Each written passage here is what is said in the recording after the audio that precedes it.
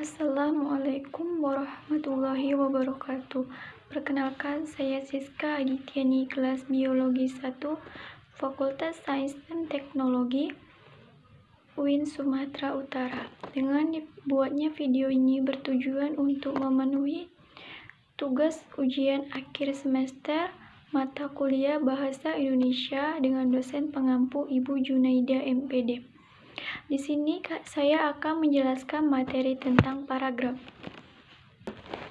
Paragraf adalah kumpulan suatu kesatuan pikiran yang lebih tinggi serta lebih luas daripada kalimat atau definisi paragraf yang berasal dari suatu karangan yang terdiri dari sejumlah kalimat yang isinya mengungkapkan satuan informasi atau kalimat dengan peran utama sebagai pengendalian dan juga pikiran penjelas sebagai pendukungnya. Adapun definisi lain dari paragraf yang dikemukakan para ahli dalam bidang kebahasaan, yang pertama dikemukakan oleh Ramlan. Paragraf adalah bagian dari suatu karangan yang terdiri atas sejumlah kalimat yang mengungkapkan satuan informasi dengan ide pokok sebagai pengendaliannya. Menurut Handayani dan kawan-kawan, paragraf adalah serangkaian kalimat yang saling bertujuan untuk membuat ide atau gagasan baru. Dan yang ketiga, menurut Wianto, paragraf adalah sekelompok kalimat yang saling berhubungan yang menjelaskan pokok pikiran. Adapun fungsi paragraf yaitu yang pertama, paragraf adalah sebuah kalimat yang dapat menjadi pengantar sebuah ide-ide, isi kalimat dan kalimat penutup pada tulisan yang dibuat oleh penulis. Yang kedua, mencurahkan suatu perasaan yang memikirkan penulisan dalam sebuah karya atau dibuat secara logis dan dapat diterima oleh pembaca. Dan yang ketiga, memudahkan penulis untuk menyusun ide-ide tentang tulisan yang akan dibuatnya.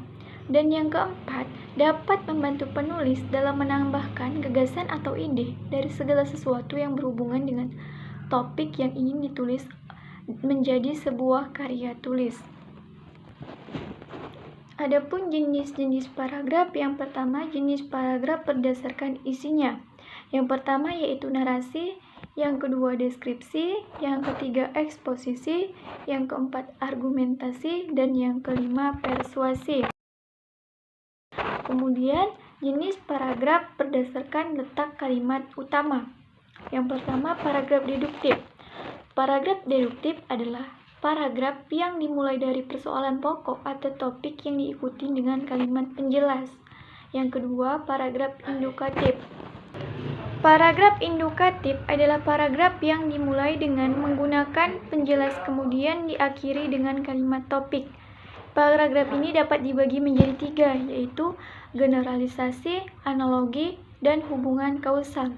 Yang ketiga, paragraf campuran. Paragraf campuran adalah paragraf yang dimulai dengan mengemukakan persoalan topik, kemudian diikuti kalimat penjelas dan diakhiri dengan kalimat topik. Adapun syarat-syarat dalam pembentukan paragraf, yang pertama kesatuan. Yang dimaksud dengan kesatuan dalam paragraf adalah bahwa sebuah kalimat yang membina paragraf itu secara bersama-sama menyatakan suatu hal, suatu tema tertentu. Yang kedua, koherensi. Yang dimaksud dengan koherensi adalah kekompakan hubungan antara sebuah kalimat dengan kalimat lain yang membentuk paragraf itu. Dan yang ketiga, perkembangan paragraf. Perkembangan paragraf adalah penyusunan atau perincian daripada gagasan-gagasan yang membina paragraf itu. Maka dapat disimpulkan, paragraf adalah bagian-bagian karangan yang terdiri atas kalimat yang berhubungan secara utuh dan padu, serta merupakan satu kesatuan pikiran. Paragraf juga dapat dikatakan sebagai sebuah karangan yang paling pendek atau singkat. Dengan adanya paragraf, kita dapat membedakan di mana suatu gagasan mulai dan berakhir, meliputi kejelasan, keringkasan, ketepatan, dan kesatupaduan.